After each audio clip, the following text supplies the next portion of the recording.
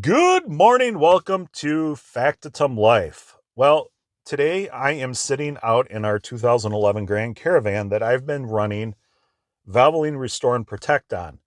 Now, if you're not familiar, over the last year, starting August of 2024 at 231,000 miles, I started utilizing Valvoline Restore and Protect in making videos right along with the oil changes. At that time, I hypothesized that perhaps if I cleaned up the inside of the engine from carbon, debris, sludge, whatever you want to call it, I could potentially improve the oil consumption that I was starting to see on this 231,000 mile engine.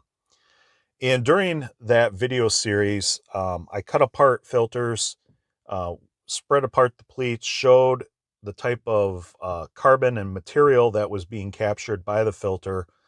We did oil changes and, of course, the very highly scientific method of pulling the dipstick and, analyzing the visual field of what we were seeing.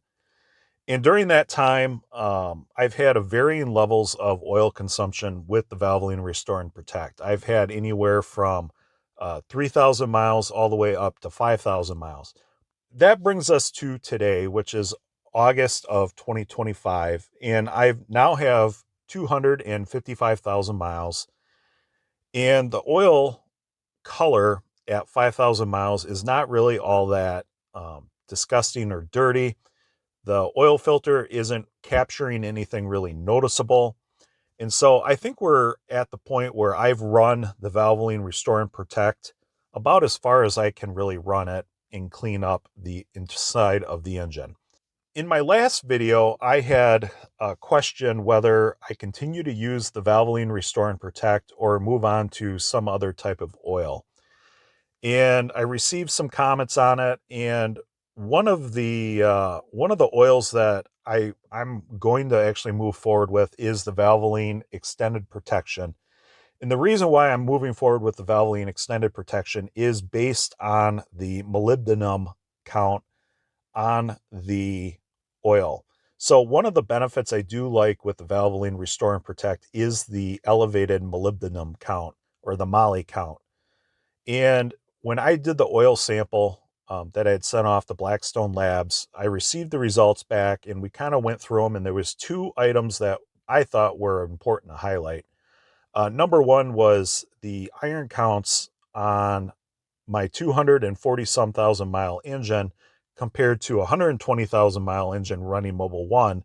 Iron counts had gone from 21 all the way down to 7. The conclusion that I came to is the difference was the oil, and the molybdenum level in the Restore and Protect was about double of the Mobil 1. And so moving forward with such a high mileage engine, I thought it was important to have an oil that really had the elevated levels of molybdenum, and the Extended Protection checks that box. On why would I not just continue to use the Valvoline Restore and Protect? And overall, I think there probably isn't anything wrong with that, except that oil is really not designed for extended use operations. And I probably was really pushing it with 5,000 mile intervals. With that being said, when I ran the tests for the Valvoline Restore and Protect, the CST testing, which was the viscosity rating, there was some universal averages given, which was like 8.8 to 11.5, somewhere in there for a 5W30. The oil that I sent off to be tested was right at that lower end threshold, which basically was like not too much further, and I would be dropping out of a 5W30 and maybe going closer to like a 5W20. Now, that in itself isn't like something that I view as being concerning. It's just, you go, if you're running your oil 5,000 miles and it's dropped out of viscosity, it might be time to consider changing your oil.